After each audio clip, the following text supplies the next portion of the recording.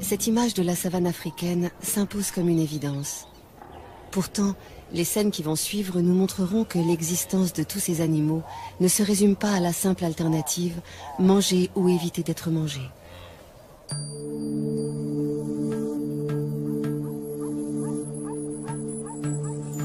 Le jour se lève sur le Masai Mara, une savane arbustive qui s'étend sur 1500 km², près de la frontière de la Tanzanie. La réserve doit sa renommée à l'impressionnante migration des gnous, qui fuient chaque année la sécheresse des plaines tanzaniennes. Au devant de la scène, une troupe de lions conduite par ce couple. Tout autour, les voisins qu'ils côtoient le plus fréquemment, zèbres, gnous, éléphants, impala, girafes.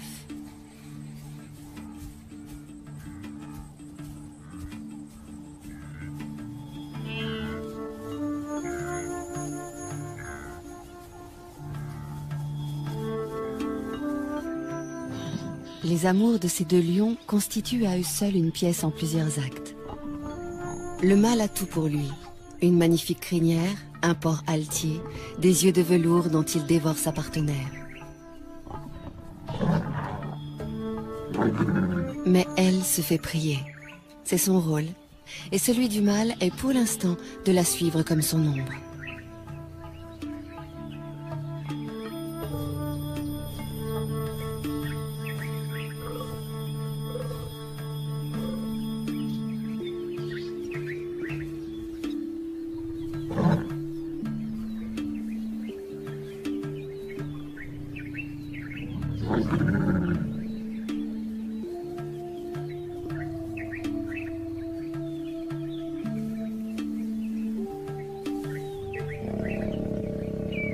Les chaleurs de la lionne durent 4 à 6 jours, avec au moins 24 heures de prémices, approche prudente, présence assidue mais discrète. D'ici à ce qu'elle consente, le mâle devra faire preuve d'une patience héroïque.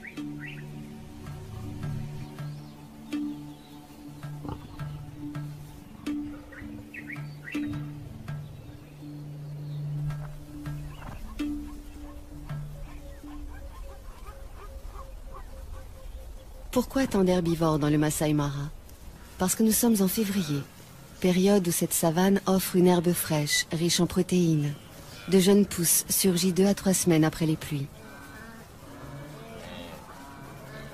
Pour s'en repaître, les gnous sont prêts à parcourir 700 km depuis les plaines du Serengeti au sud.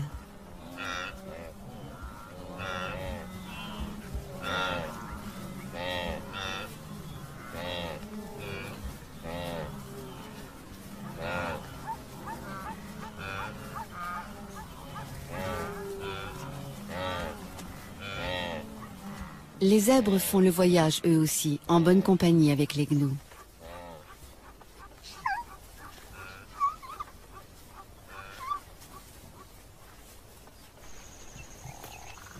Comme il se doit, les lions prennent leur tribut sur ces troupeaux, ou plutôt les lionnes, puisque ce sont elles qui chassent.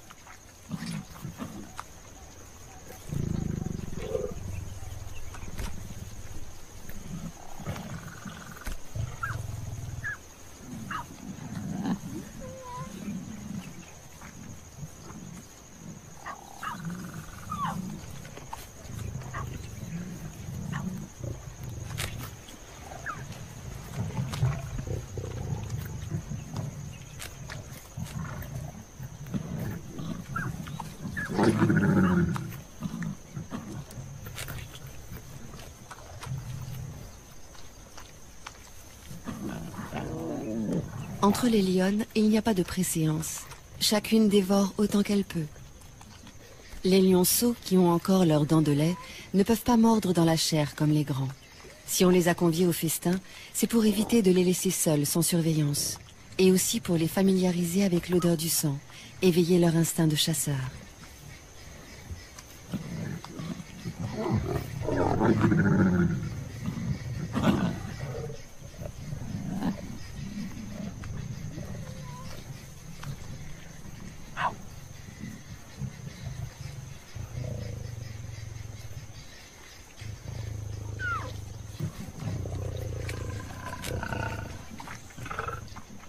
Celle-ci est la plus experte de la troupe. C'est elle qui dirige les opérations lors des chasses collectives. Une fois rassasiée, elle surveille les alentours. Une aussi belle prise pourrait attirer une troupe rivale, et alors gare aux petits.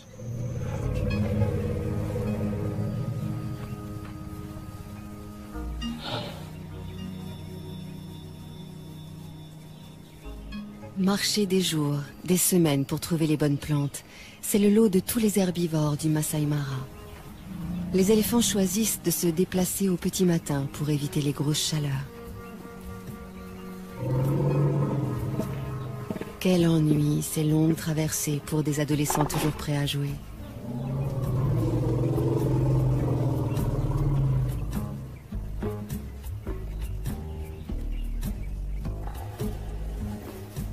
C'est la matriarche, une éléphante âgée et expérimentée qui prend systématiquement la tête du cortège.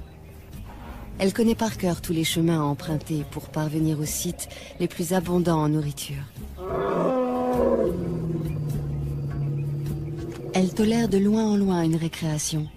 Les jeunes en ont besoin pour s'exercer aux grandes bagarres de l'âge adulte. Mais lorsqu'elle estime qu'il est temps de repartir, personne ne s'attarde.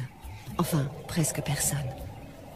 Cet éléphanteau n'arrivait pas à sortir de sa sieste et il a fallu le secouer un peu.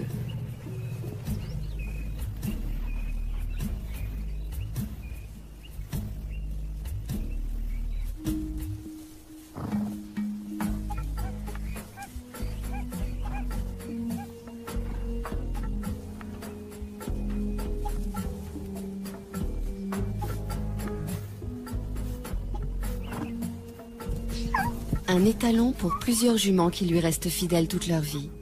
Les petits harems que forment les zèbres de Burchell vivent plutôt harmonieusement, avec juste les querelles d'usage. Du moins tant que ces différentes familles peuvent s'isoler les unes des autres. Mais à l'époque des migrations, surtout si elles coïncident avec celle des amours, la promiscuité génère de violentes rivalités entre les adultes.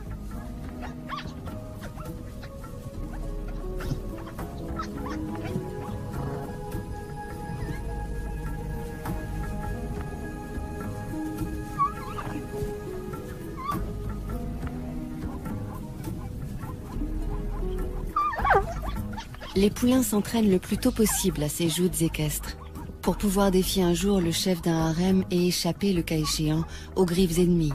Une ruade bien placée peut tuer une lionne.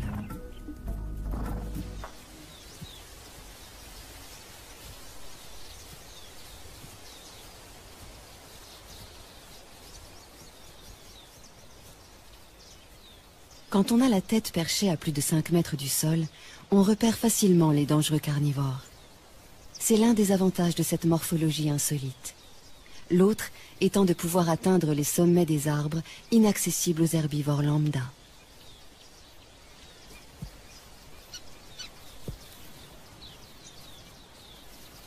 Ces deux girafes de l'espèce Maasai sont des mâles, des rivaux essayant par de curieux balancements de s'intimider l'un l'autre. Aucun des deux ne voulant abandonner, il va falloir en venir au coup.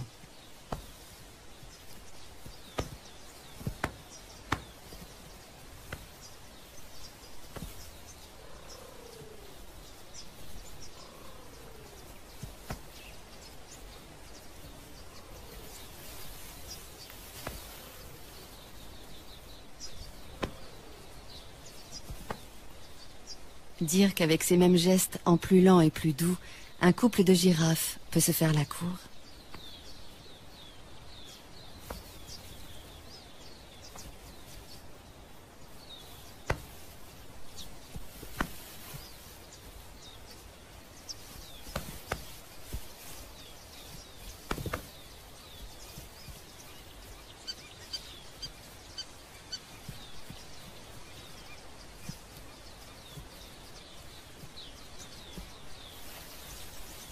Les girafes Maasai vivent en petites troupes sous la coupe d'un seul mâle.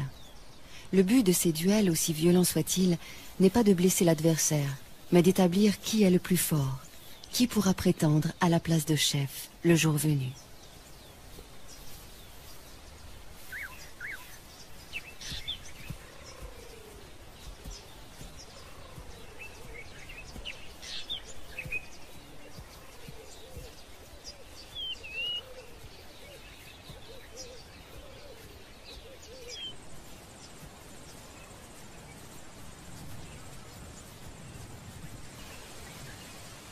À longueur de journée, les troupes qui comptent parfois jusqu'à 30 ou 40 femelles et jeunes se déplacent pour chercher de la nourriture.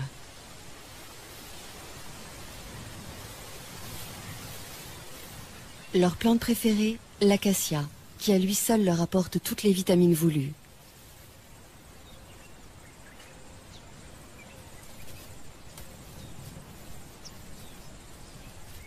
L'acacia est hérissée d'épines, mais peu importe.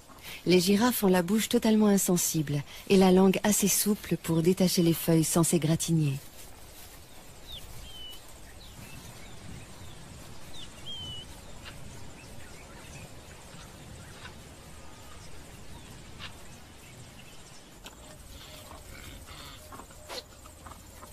Ces cornes joliment annelées font la fierté des mâles impala.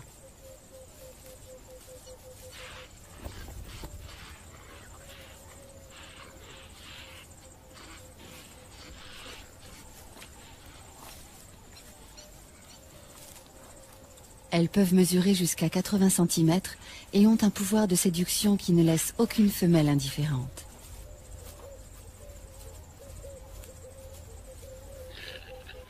Pourquoi? Parce que la taille de cet attribut révèle la valeur de celui qui le porte et que ces dames veulent avoir affaire au meilleur géniteur.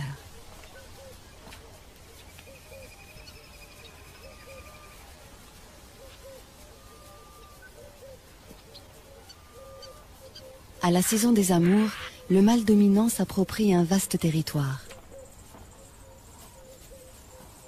Les femelles qui traversent son fief sont à lui et il repousse quiconque essaie de les approcher.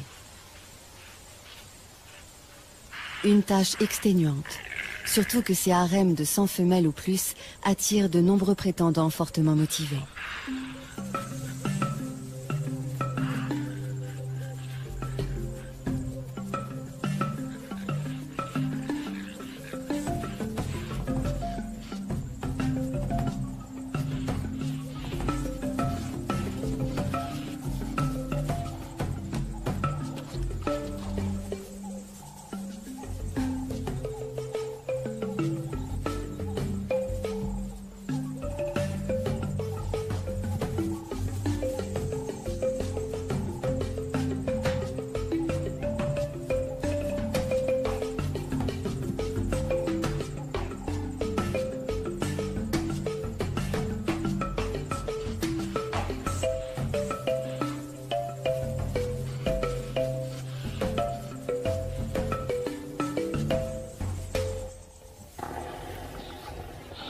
Le soleil est de plus en plus chaud. La matriarche a su conduire sa troupe près d'une zone ombragée où poussent les meilleures graminées de la saison. Ce moment de convivialité incite à échanger. Les éléphants ont une façon très touchante de se saluer ou de se déclarer leur affection mutuelle.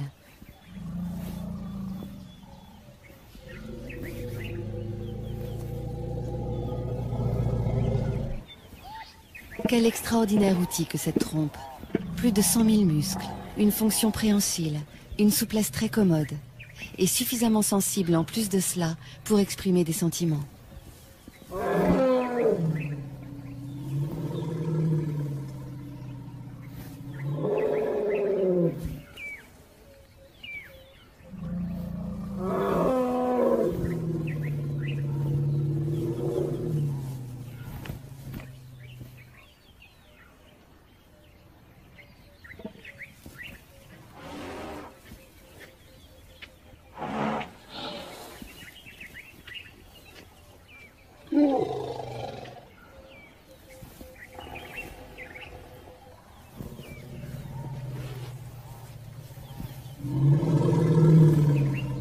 Lors de ces pauses, les éléphantaux restent constamment sous bonne garde. Ceux qui ne sont pas encore en âge de brouter en profitent pour s'offrir une petite tétée. Ils y ont droit jusqu'à 3 ou 4 ans. L'autonomie commence bien plus tôt pour les petits impalas. Ils ne sont allaités que pendant 5 mois, après quoi ils doivent brouter comme les adultes et surtout être capables de suivre le mouvement du troupeau. Par contre, pour avoir un territoire à eux, les jeunes patienteront jusqu'à l'âge de 4 ans. Ce temps d'attente se passe au sein de la harde.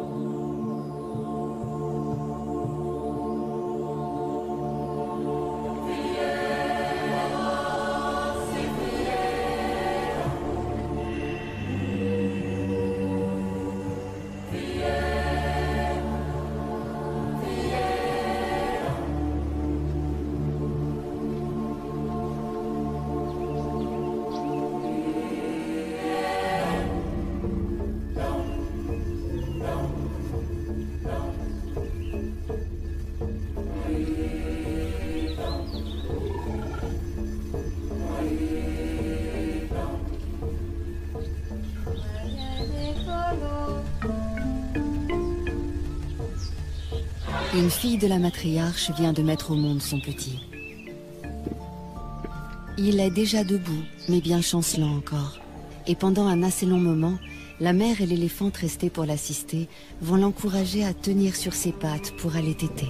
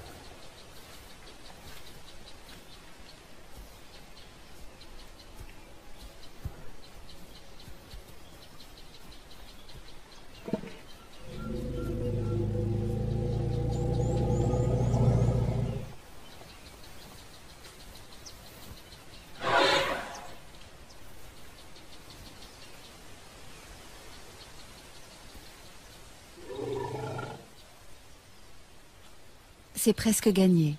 Qu'il tète goulûment et il aura trouvé la force de vivre. Il grandira entouré de sa mère et de ses auxiliaires d'éducation. Tante, marraine, grande sœur. La doyenne de la troupe se charge instinctivement d'entretenir et de transmettre la mémoire collective de la famille. Elle sait où trouver les meilleures étendues d'herbe, aussi bien que les points d'eau. Et à la mi-journée, rien à faire. Il faut boire.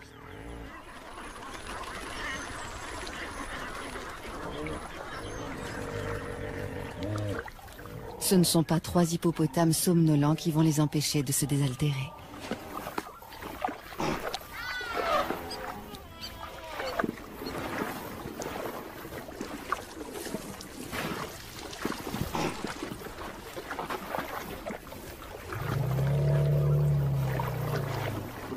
« 60 litres d'eau par jour, c'est le minimum pour assouvir sa soif. Et dans l'eau de marigot comme celui-ci, il y a également des sels minéraux que les éléphants ne trouvent nulle part ailleurs.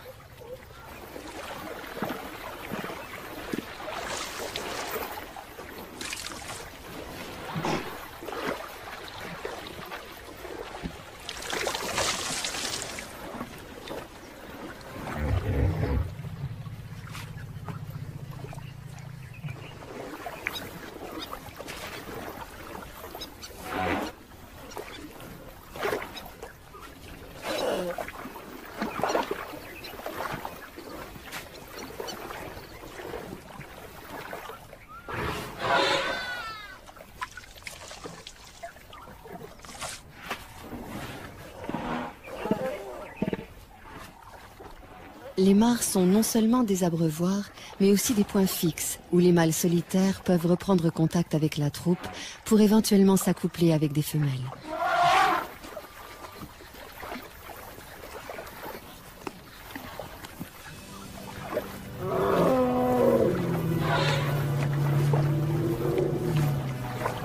Cette mare ne leur a servi qu'à se désaltérer. Avec toutes ces lentilles, elle ne se prête pas tellement au bain.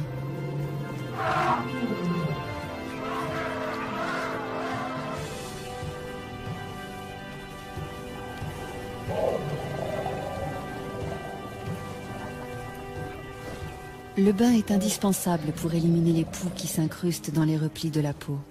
Bain classique dans l'eau, bain debout, tout aussi radical pour asphyxier les parasites, ou encore une douche de gadou.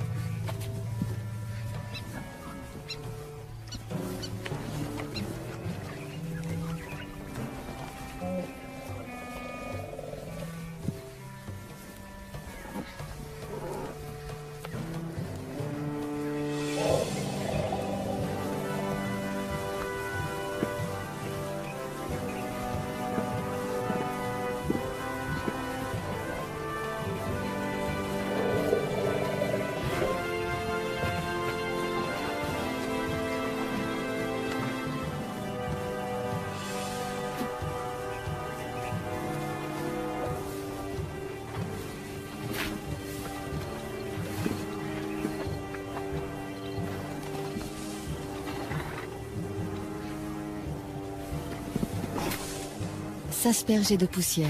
Autre technique pour se débarrasser des bestioles qui vous harcèlent.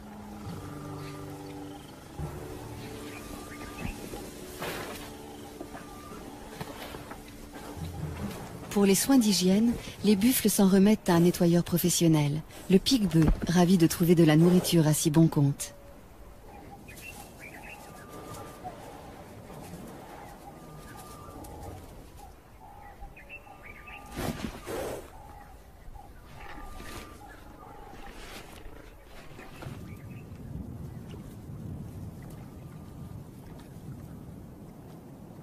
Une sentinelle dans un drôle d'uniforme. Le jabiru du Sénégal, cousin des cigognes.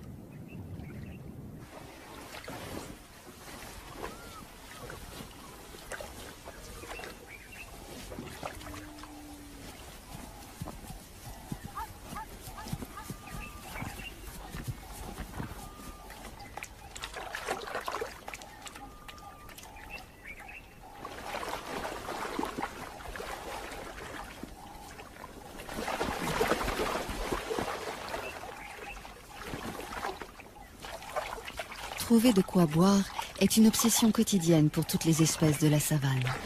Chez les zèbres, un étalon est plus sûr de séduire des femelles s'il choisit un territoire près d'un point d'eau. Seulement, du fait même qu'il attire tant d'animaux, un point d'eau est à la fois source de vie et menace de mort. Car souvent les prédateurs sont embusqués non loin.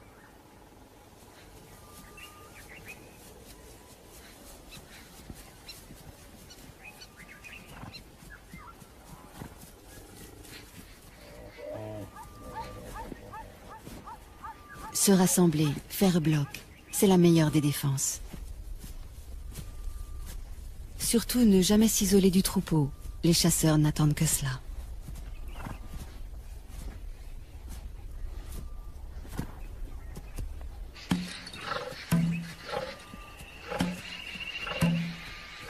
Pour une fois, les zèbres se sont affolés inutilement. Les lions venaient juste se désaltérer. La proie qui s'agite tout près, c'est le hasard qui vient de la mettre à leur merci.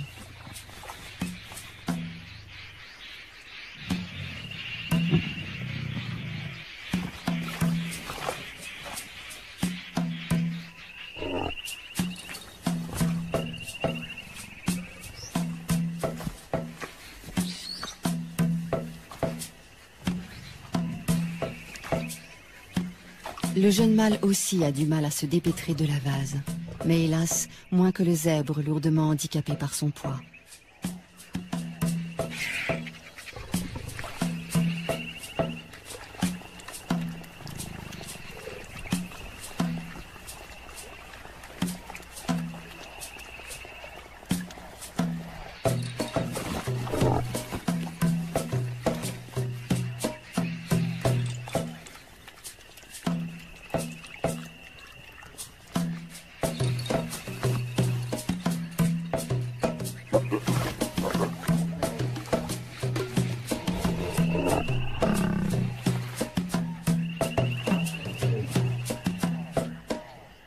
Il aurait besoin d'aide pour la mise à mort, mais les autres semblent hésiter à s'engager dans le bourbier.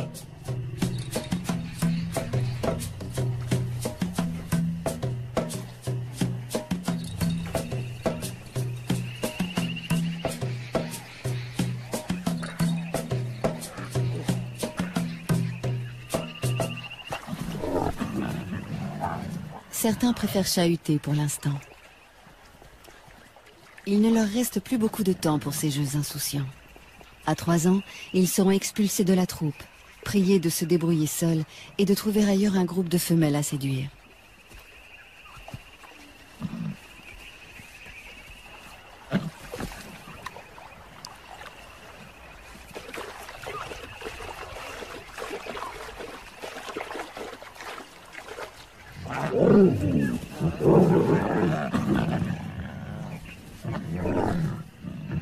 Lorsqu'ils simulent des combats et se chamaillent, ces adolescents préparent leur vie future de mâles dominants et de chasseurs. Ces entraînements développent la force physique et la réactivité.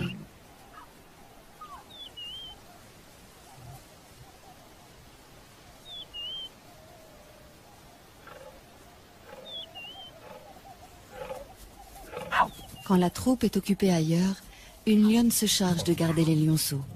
C'est une des règles de leur système communautaire. Ne jamais laisser un petit seul.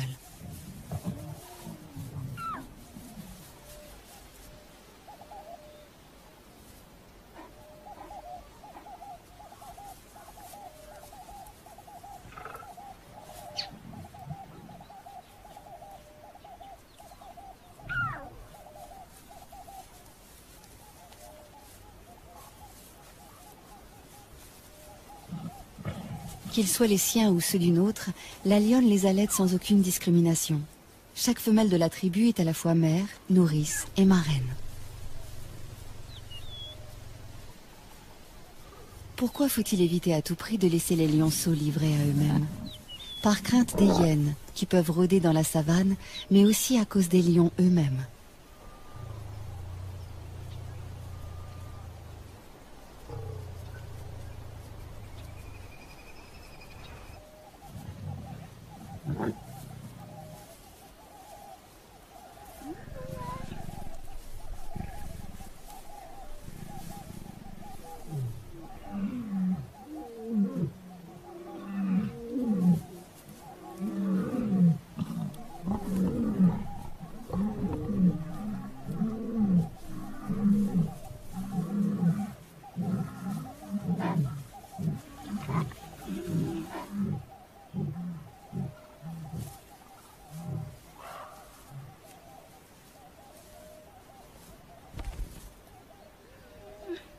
La babysitter est sur ses gardes.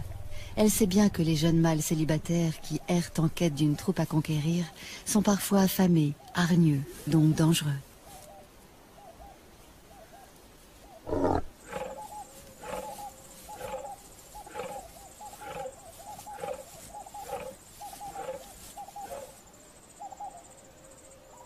Même lorsqu'il a déjà une ou plusieurs partenaires attitrés, les choses ne sont pas faciles pour un mâle. Le nôtre en est toujours aux manœuvres d'approche. Toutefois, il a bien avancé et peut espérer arriver à ses fins d'un moment à l'autre.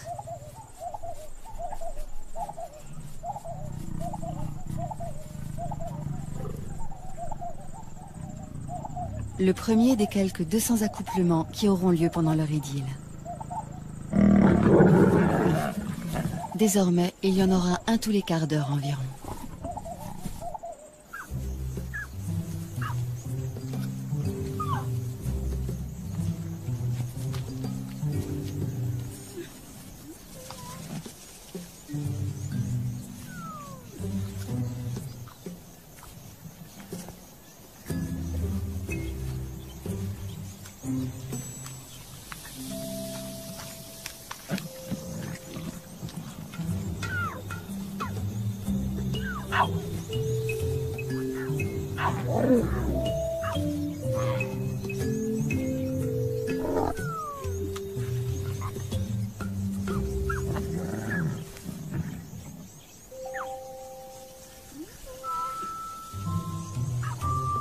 Autour d'une proie, les lionnes n'ont pas la même patience que pendant les longues siestes, les heures où il fait trop chaud pour remuer la moindre oreille.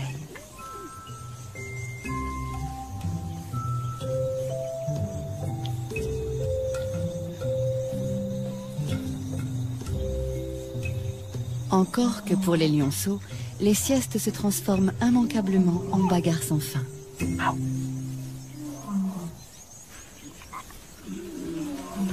À cet âge déjà, jouer n'est pas seulement s'amuser.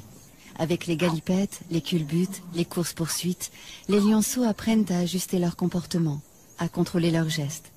C'est ainsi qu'ils établissent leur rapport hiérarchique et leur code.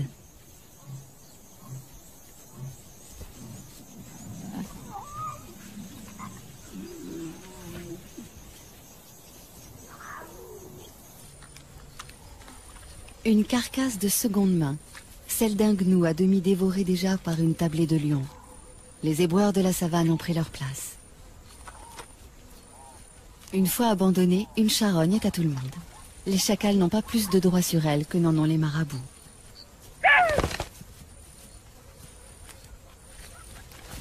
Harcelés par les marabouts, les chacals ont préféré s'en aller, mais non sans emporter un magnifique trophée, la queue du gnou.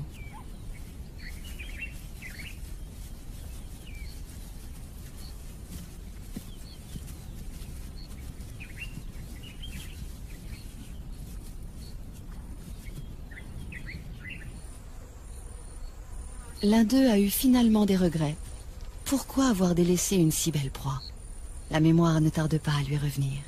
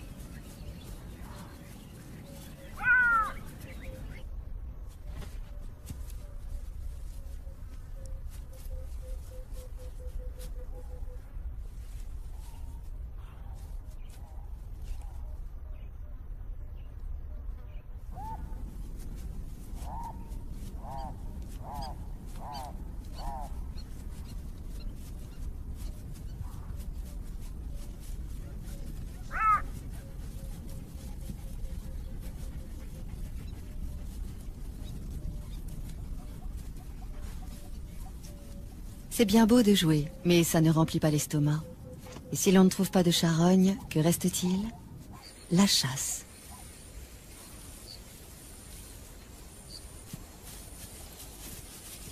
Les topis, comme les gnous, savent utiliser cornes et sabots quand il s'agit de défendre leurs petits.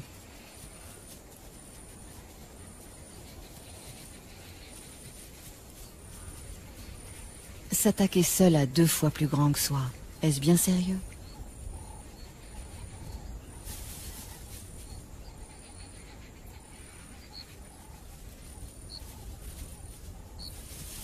Il faudrait, c'est évident, s'y mettre à plusieurs, mais où sont les renforts?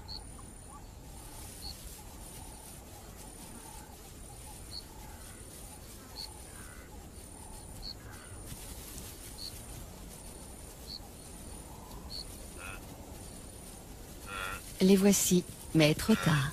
Tous les troupeaux sont en alerte.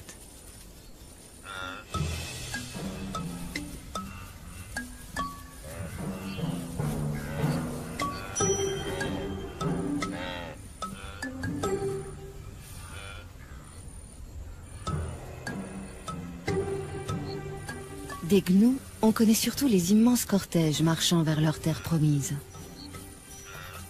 Quand un troupeau interrompt sa progression, c'est pour la bonne cause, l'amour.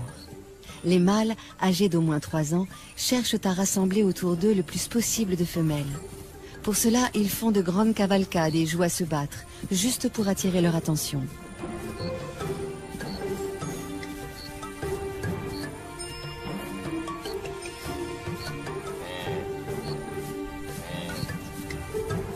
La frénésie et la nervosité des gnous les poussent parfois à des comportements étranges, comme dans la scène qui va suivre. Un bébé de quelques heures à peine, rudoyé par plusieurs adultes.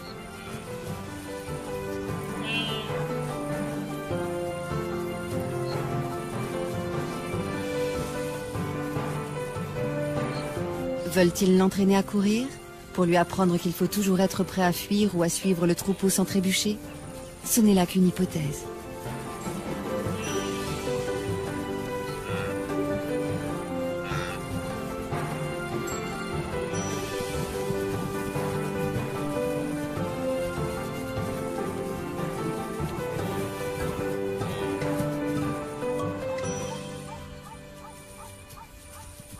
D'instinct, le petit gnou suit sa mère comme son ombre. S'éloigner d'elle, surtout quand le troupeau se met en marche, c'est risquer de la perdre. Et mourir à coup sûr car aucune autre ne la remplacera. Une mère gnou n'accepte jamais de nourrir un autre petit que le sien.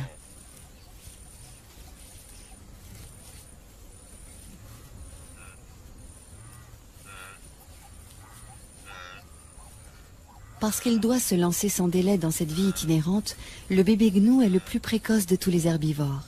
Il est debout et en état de marcher 10 minutes après sa naissance.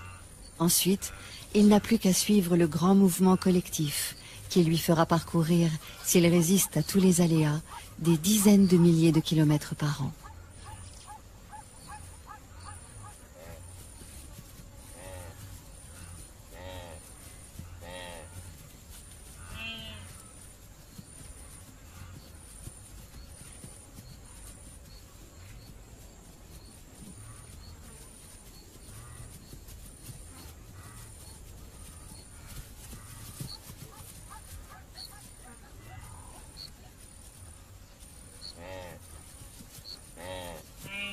Tous ceux qui parcourent ces plaines herbeuses, que ce soit les gnous en troupeaux denses ou les taupiers et les zèbres beaucoup moins nombreux, tous, excepté les éléphants, ont à craindre évidemment les grands carnivores.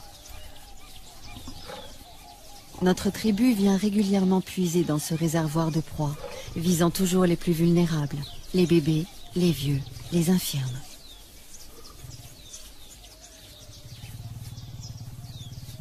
Sans doute les lionnes ont-elles fait bonne chère il y a peu, car la chasse n'est pas à l'ordre du jour. L'humeur est plutôt câline et espiègle.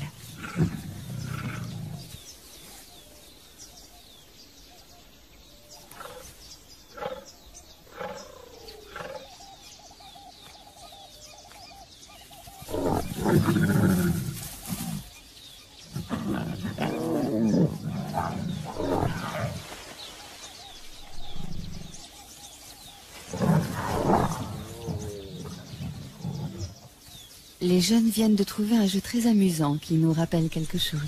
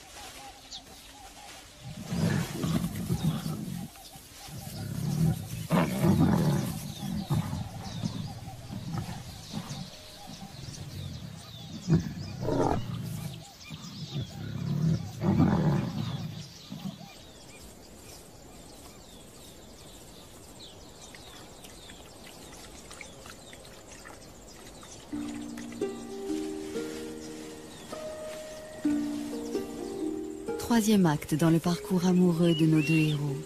Roméo vient réclamer ou proposer une énième copulation.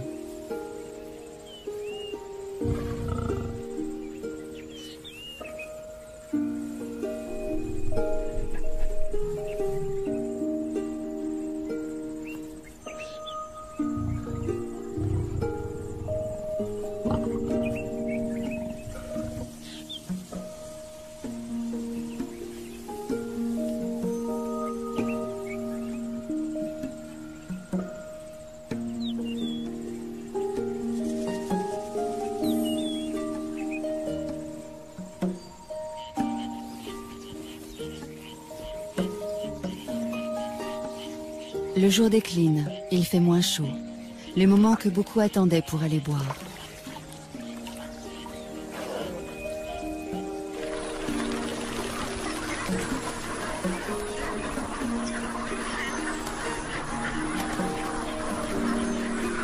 Autour de la mare des lions, tout semble palpiter au ralenti, comme si la fatigue de la journée se faisait sentir chez toutes les espèces.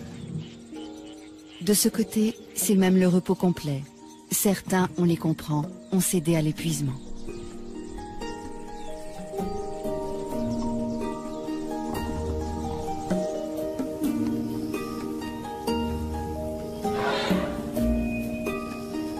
La nuit va bientôt tomber sur le Masai Mara où évoluent jour après jour les éternels nomades, les chasseurs chevronnés et tant d'autres animaux.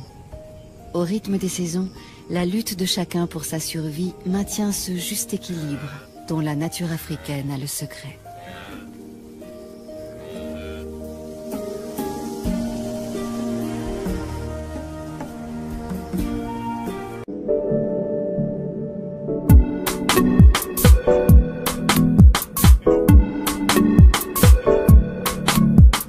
De se saluer ou de se déclarer leur affection mutuelle.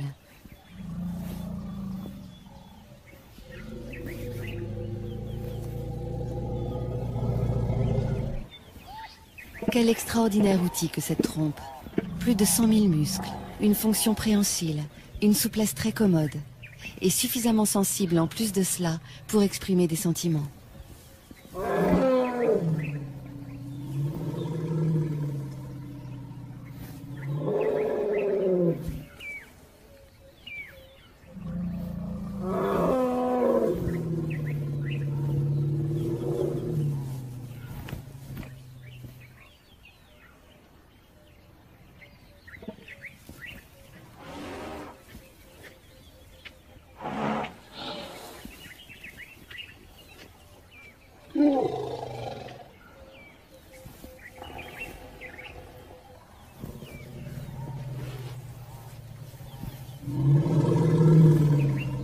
Lors de ces pauses, les éléphanteaux restent constamment sous bonne garde. Ceux qui ne sont pas encore en âge de brouter en profitent pour s'offrir une petite tétée. Ils y ont droit jusqu'à 3 ou 4 ans. L'autonomie commence bien plus tôt pour les petits impalas. Ils ne sont allaités que pendant 5 mois, après quoi ils doivent brouter comme les adultes et surtout être capables de suivre le mouvement du troupeau.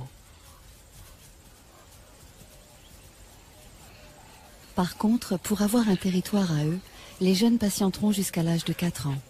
Ce temps d'attente se passe au sein de la harde.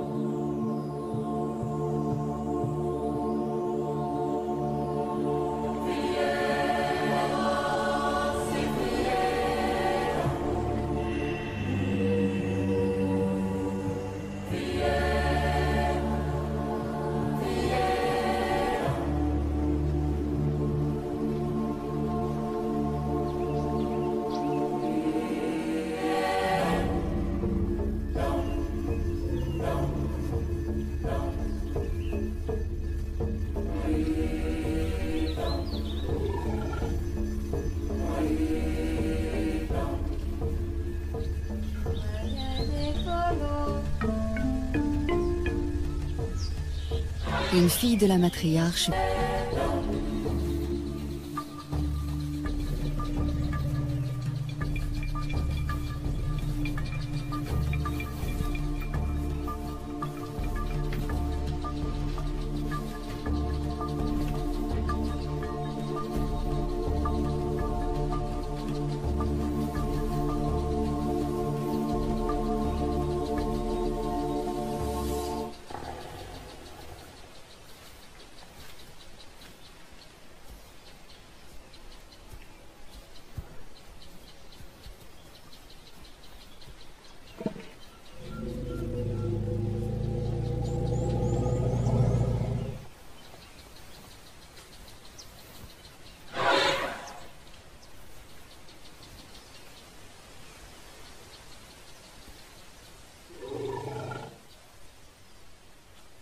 c'est presque gagné. Qu'il tète goulûment et il aura trouvé la force de vivre. Il grandira entouré de sa mère et de ses auxiliaires d'éducation. Tante, marraine, grande sœur. La doyenne de la troupe se charge instinctivement d'entretenir et de transmettre la mémoire collective de la famille. Elle sait où trouver les meilleures étendues d'herbe, aussi bien que les points d'eau. Et à la mi-journée, rien à faire. Il faut boire.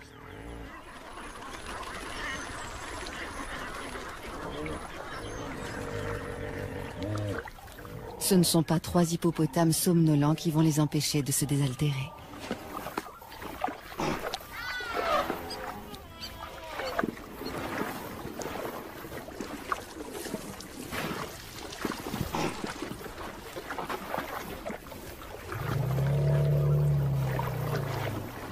« 60 litres d'eau par jour, c'est le minimum pour assouvir sa soif. Et dans l'eau de marigot comme celui-ci, il y a également des sels minéraux que les éléphants ne trouvent nulle part ailleurs.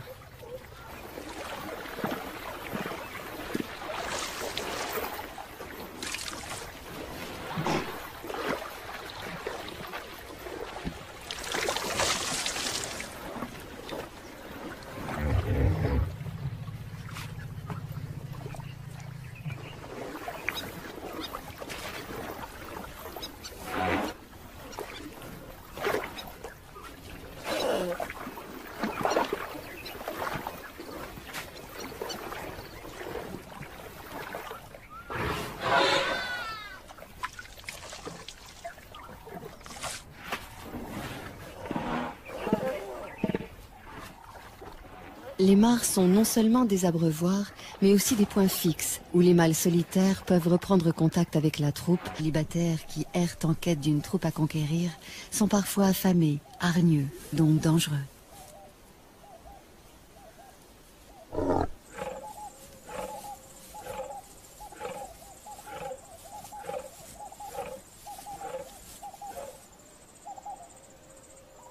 Même lorsqu'il a déjà une ou plusieurs partenaires attitrés, les choses ne sont pas faciles pour un mâle.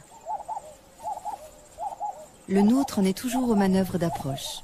Toutefois, il a bien avancé et peut espérer arriver à ses fins d'un moment à l'autre.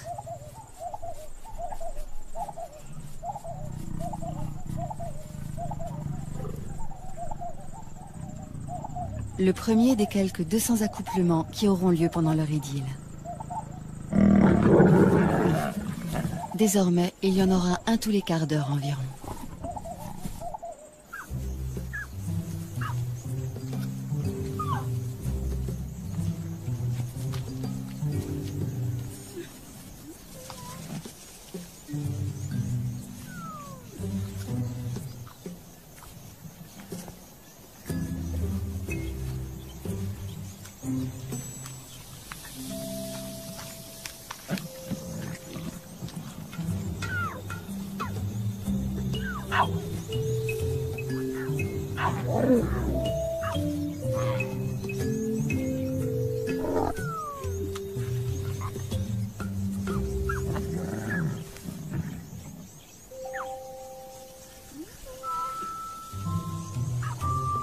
Autour d'une proie, les lionnes n'ont pas la même patience que pendant les longues siestes, les heures où il fait trop chaud pour remuer la moindre oreille.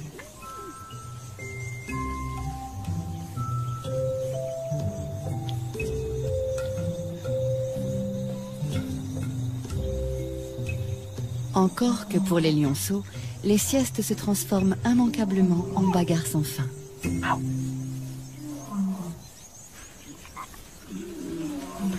À cet âge déjà, jouer n'est pas seulement s'amuser. Avec les galipettes, les culbutes, les courses-poursuites, les lionceaux apprennent à ajuster leur comportement, à contrôler leurs gestes. C'est ainsi qu'ils établissent leur rapport hiérarchique et leur code.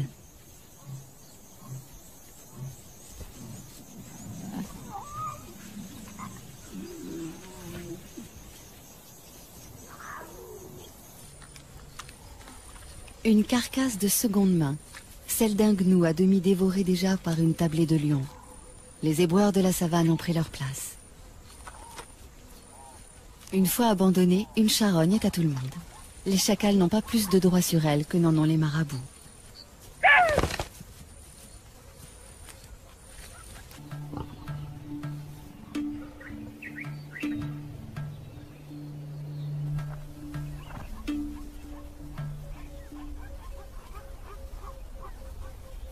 Pourquoi tant d'herbivores dans le Masai Mara? Parce que nous sommes en février, période où cette savane offre une herbe fraîche, riche en protéines. De jeunes pousses surgit 2 à 3 semaines après les pluies. Pour s'en repaître, les gnous sont prêts à parcourir 700 km depuis les plaines du Serengeti au sud.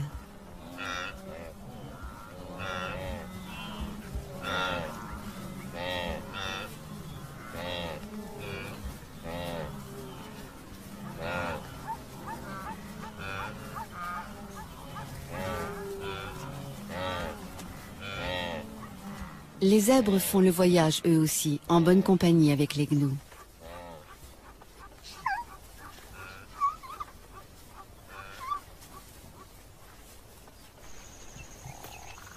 Comme il se doit, les lions prennent leur tribut sur ces troupeaux, ou plutôt les lionnes, puisque ce sont elles qui chassent.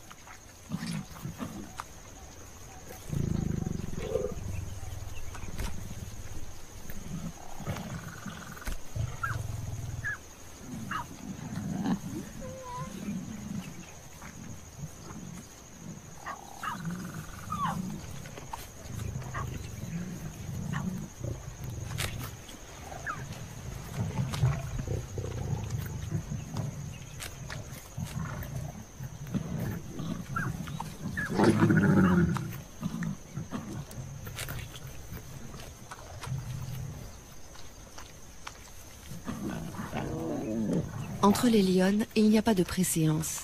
Chacune dévore autant qu'elle peut. Les lionceaux, qui ont encore leurs dents de lait, ne peuvent pas mordre dans la chair comme les grands. Si on les a conviés au festin, c'est pour éviter de les laisser seuls, sans surveillance. Et aussi pour les familiariser avec l'odeur du sang, éveiller leur instinct de chasseur.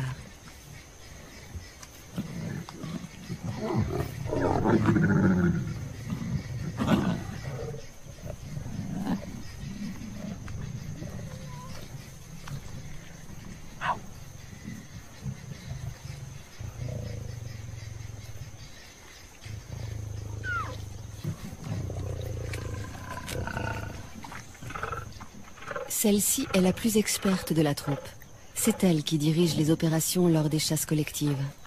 Une fois rassasiée, elle surveille les alentours. Une aussi belle prise pourrait attirer une troupe rivale. Et alors, gare aux petits.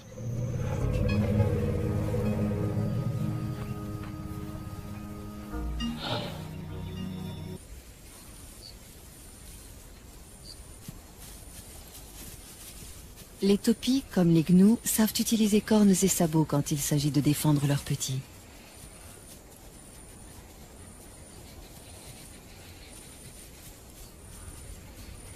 S'attaquer seul à 2 fois plus grand que soi, est-ce bien sérieux?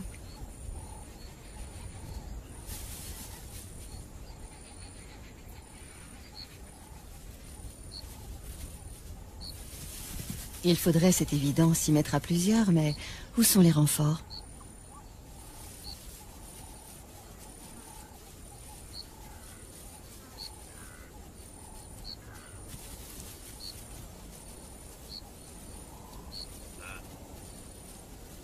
Les voici, mais trop tard. Tous les troupeaux sont en alerte.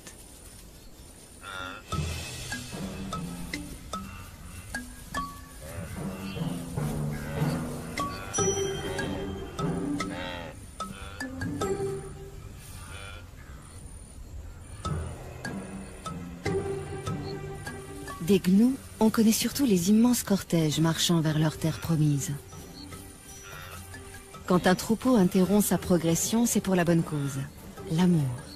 Les mâles, âgés d'au moins 3 ans, cherchent à rassembler autour d'eux le plus possible de femelles. Pour cela, ils font de grandes cavalcades et jouent à se battre, juste pour attirer leur attention.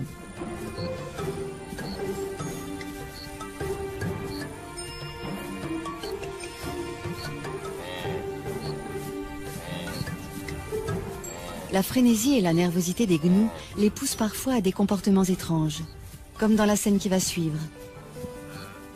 Un bébé de quelques heures à peine, rudoyé par plusieurs adultes.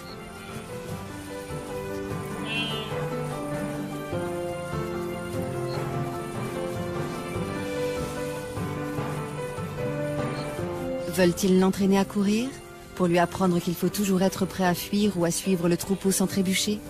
Ce n'est là qu'une hypothèse.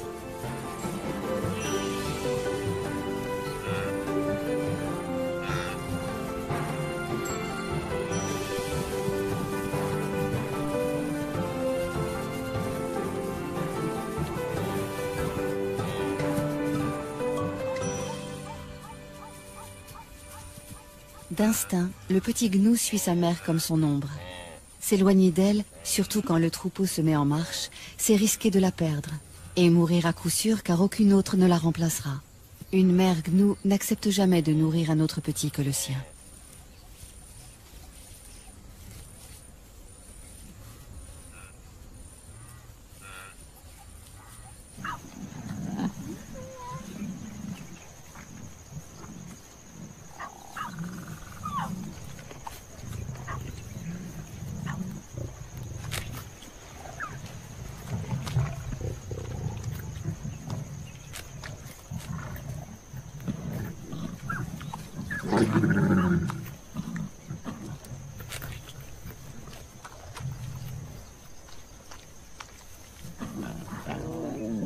Entre les lionnes, il n'y a pas de préséance.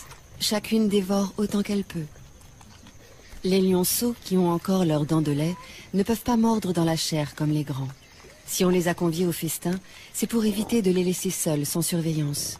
Et aussi pour les familiariser avec l'odeur du sang, éveiller leur instinct de chasseur.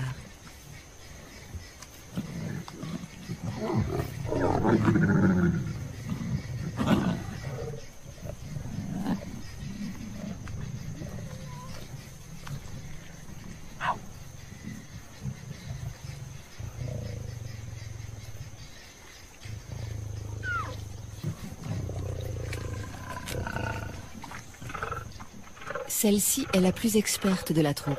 C'est elle qui dirige les opérations lors des chasses collectives.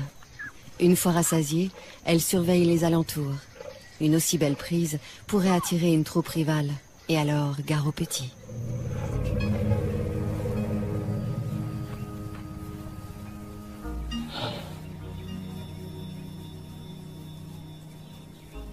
Marcher des jours, des semaines pour trouver les bonnes plantes, c'est le lot de tous les herbivores du Masai Mara. Les éléphants choisissent de se déplacer au petit matin pour éviter les grosses chaleurs. Quel ennui, ces longues traversées pour des adolescents toujours prêts à jouer.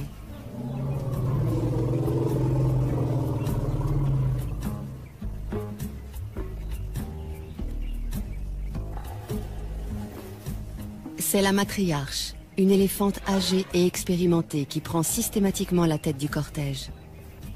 Elle connaît par cœur tous les chemins à emprunter pour parvenir aux sites les plus abondants en nourriture. Elle tolère de loin en loin une récréation.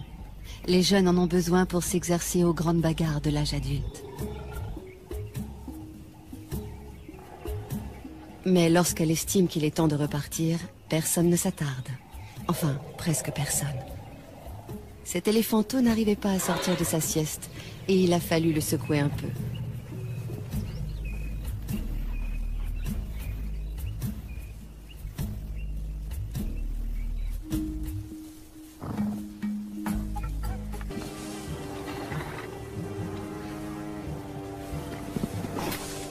S'asperger de poussière, autre technique pour se débarrasser des bestioles qui vous harcèlent.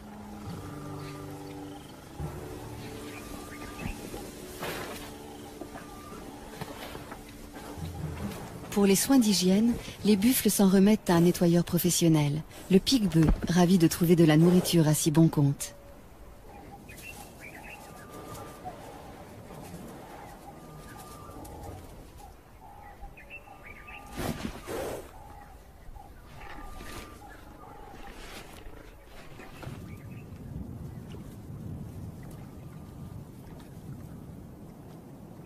Une sentinelle dans un drôle d'uniforme. Le jabiru du Sénégal, cousin des cigognes.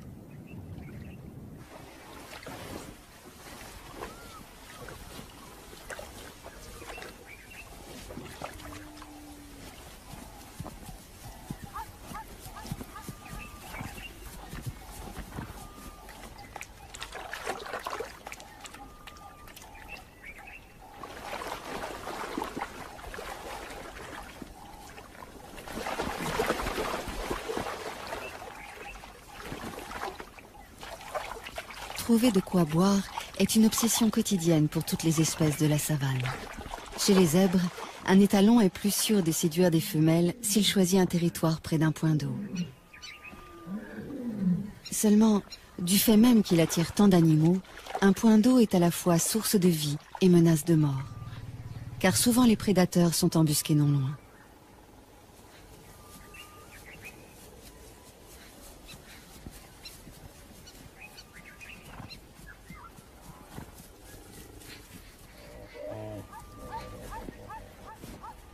Se rassembler, faire bloc, c'est la meilleure des défenses. Surtout ne jamais s'isoler du troupeau, les chasseurs n'attendent que cela.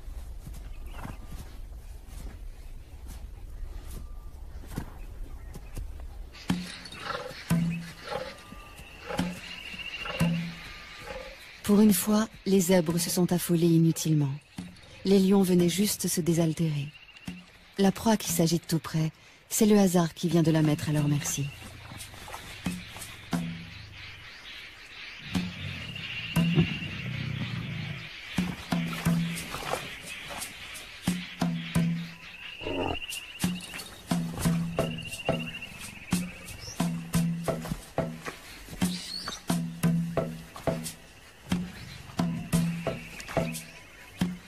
Le jeune mâle aussi a du mal à se dépêtrer de la vase.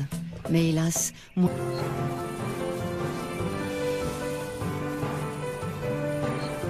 veulent-ils l'entraîner à courir? Pour lui apprendre qu'il faut toujours être prêt à fuir ou à suivre le troupeau sans trébucher? Ce n'est là qu'une hypothèse.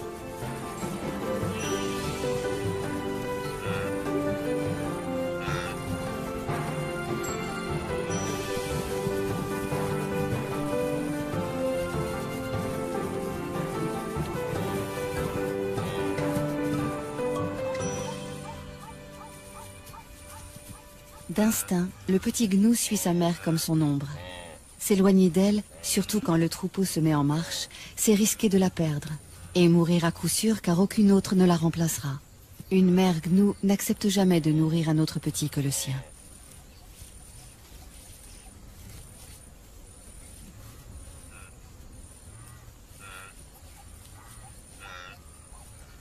Parce qu'il doit se lancer sans délai dans cette vie itinérante, le bébé gnou est le plus précoce de tous les herbivores. Il est debout et en état de marcher 10 minutes après sa naissance. Ensuite, il n'a plus qu'à suivre le grand mouvement collectif qui lui fera parcourir, s'il résiste à tous les aléas, des dizaines de milliers de kilomètres par an.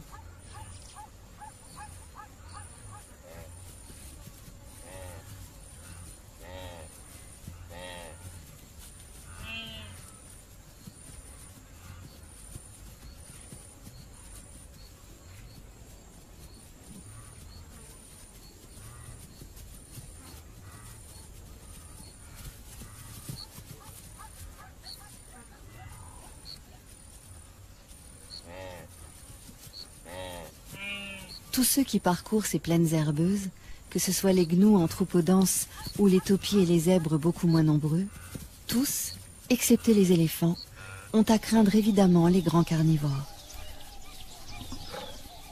Notre tribu vient régulièrement puiser dans ce réservoir de proies, visant toujours les plus vulnérables, les bébés, les vieux, les infirmes.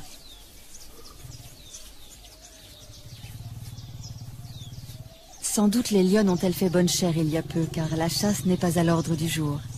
L'humeur est plutôt câline et espiègle.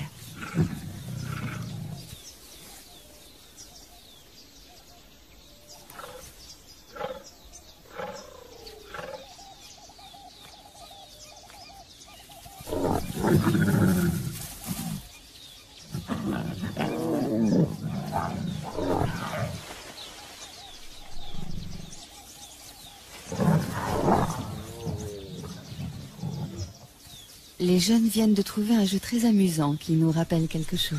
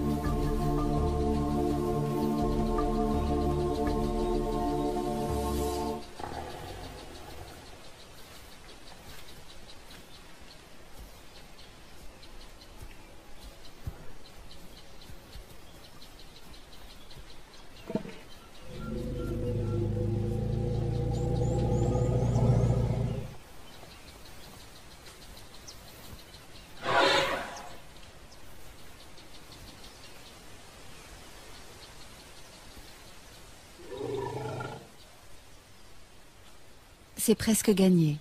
Qu'il tète goulûment et il aura trouvé la force de vivre. Il grandira entouré de sa mère et de ses auxiliaires d'éducation. Tante, marraine, grande sœur.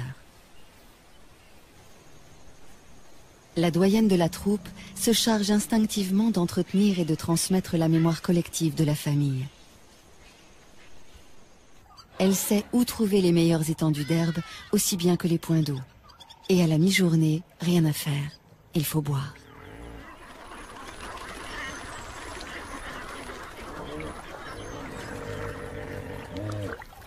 Ce ne sont pas 3 hippopotames somnolents qui vont les empêcher de se désaltérer.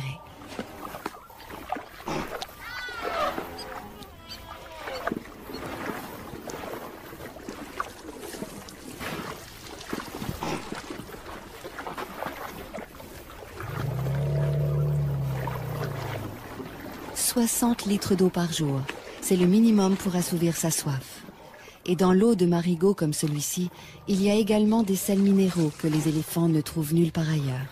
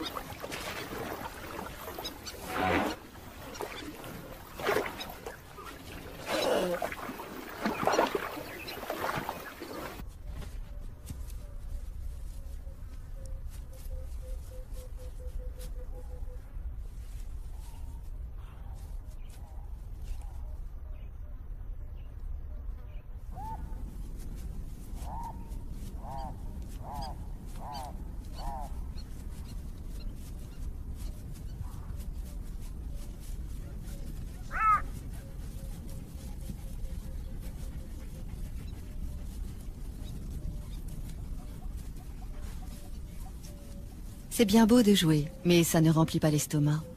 Et si l'on ne trouve pas de charogne, que reste-t-il? La chasse.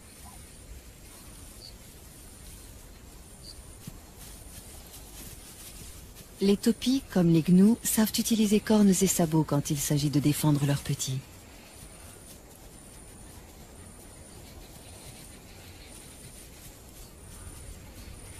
S'attaquer seul à 2 fois plus grand que soi, est-ce bien sérieux?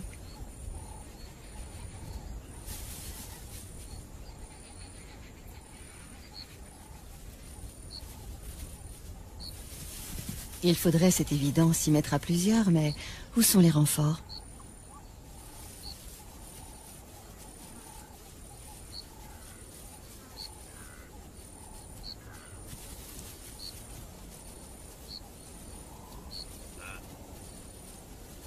Les voici, mais trop tard. Tous les troupeaux sont en alerte.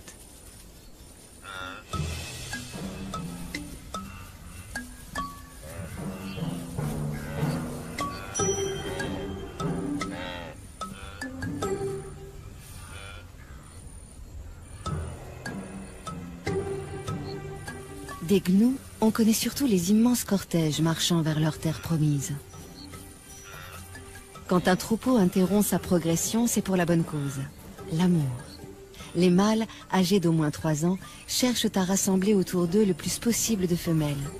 Pour cela, ils font de grandes cavalcades et jouent à se battre, juste pour attirer leur attention.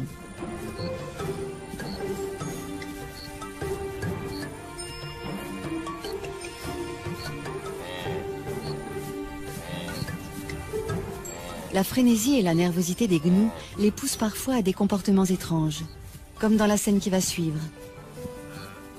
Un bébé de quelques heures à peine, rudoyé par plusieurs adultes.